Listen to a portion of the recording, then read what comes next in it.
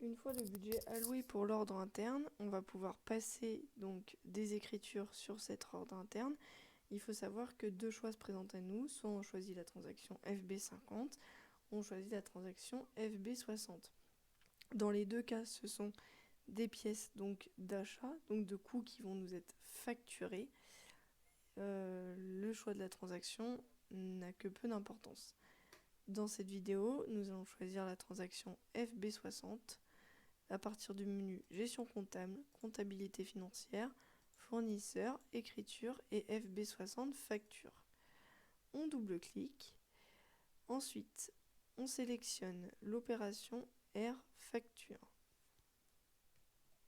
Une fois cette opération sélectionnée, on choisit le fournisseur.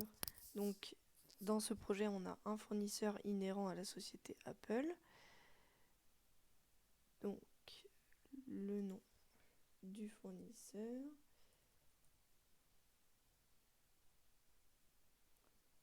Ici, on retrouve le fournisseur qui est affecté à la société du groupe 14 et qui porte ce numéro-là. On rentre une date de facture et une date comptable, qui sont généralement la date du jour. On saisit un montant, donc, pour la facture qui va être imputée à l'ordre interne. Ici, admettons, on va mettre 20 000.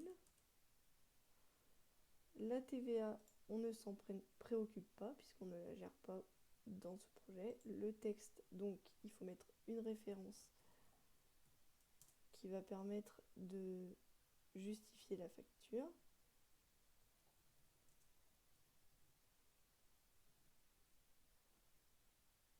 Ensuite, on va renseigner donc les comptes généraux qui sont inhérents à notre société, je le rappelle, et qui se terminent par le numéro 14. Ici, c'est donné à titre d'exemple, mais il faut choisir donc des comptes généraux qui ont été budgétés précédemment dans la transaction permettant d'affecter des budgets aux natures comptables existantes. On met le montant de la pièce. Ensuite, il est important d'indiquer le centre de coût. Ici, on va mettre sur le centre de coût de l'ordre interne qui s'intitule New Product. Et on va rentrer le numéro de l'ordre, donc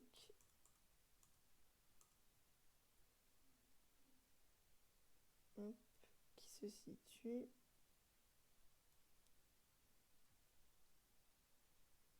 juste ici. Voilà, donc on a rentré les différentes données inhérentes à l'écriture comptable. Une fois ces données rentrées, on va mettre qu'il s'agit donc du débit et il va falloir rentrer une contrepartie au crédit. On va choisir un compte fournisseur.